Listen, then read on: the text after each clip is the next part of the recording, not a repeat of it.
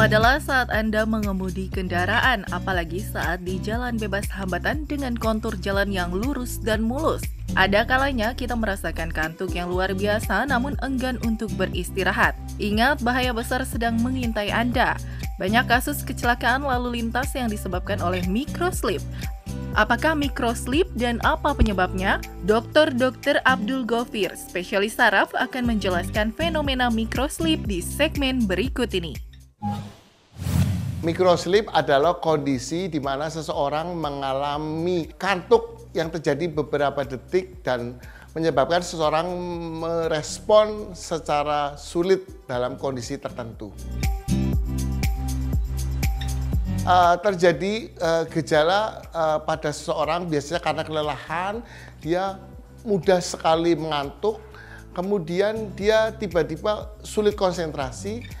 Dan sebenarnya kalau situasinya sendiri tidak berbahaya, tetapi ketika dalam keadaan mengendarai mobil atau dalam keadaan bekerja akan sangat membahayakan sehingga bisa menyebabkan terjadi insidensi kecelakaan atau terjadi benturan dari seseorang. Setelah mengetahui apa itu microslip, lalu apa yang membedakan dengan tidur pada umumnya dan di mana saja dan kapan saja microslip sering terjadi pada manusia? Microslip itu kadang tidak disadari bahwa dia mendadak mengalami kantuk pada saat dia situasi aktivitas ya. Biasanya karena sangat kelelahan ya.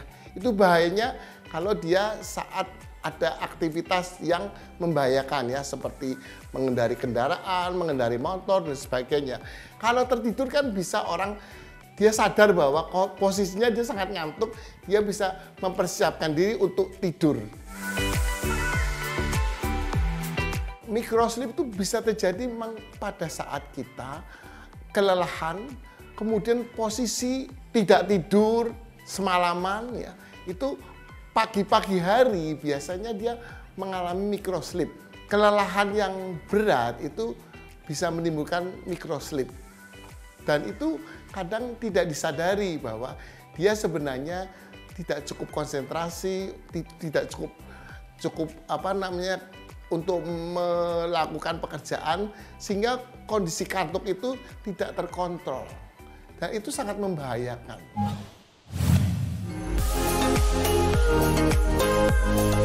Kelelahan dan sedang mengonsumsi obat berefek samping kantuk jadi faktor penyebab terjadinya microslip.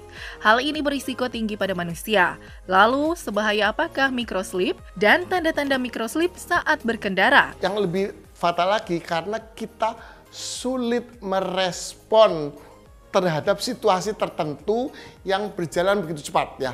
Misalnya dalam keadaan mengendarai mobil di jalan tol, dalam keramaian, dia tidak bisa merespon situasi karena sangat kantuk sekali. Dan itu sangat membahayakan, konsentrasinya juga mengalami penurunan, ya. Matanya bisa mendadak gelap, kantuk. Ya. Salah satunya dia mengalami konsentrasinya sudah tidak fokus, kemudian tiba-tiba gelap penglihatannya, kemudian dia mengalami kelelahan, ya.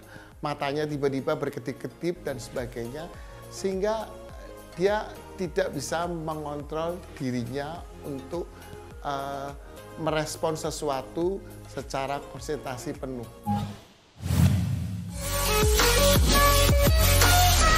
Tidak hanya berbahaya bagi pengendara, microslip dapat menyerang siapa saja, bahkan para pekerja di tempat yang mengharuskan konsentrasi fokus dan tinggi. Bagaimana tips menghadapi serangan microslip bagi manusia? Ada beberapa tips yang harus diingat supaya kita tidak mengalami microslip saat berkendara. Yang pertama, pastikan saat berkendara kita dalam kondisi fit. Jangan paksakan berkendara pada saat kondisi mengantuk.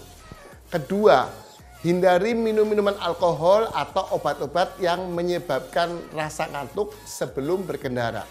Yang ketiga, hindari memakai kendaraan pada jam-jam yang mengantuk seperti saat larut malam.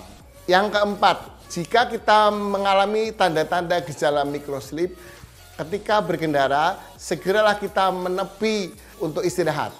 Yang kelima, jika kita memiliki tanda-tanda gejala ngorok pada malam hari, sebaiknya jangan dipaksakan untuk mengendarai kendaraan dalam keadaan lelah.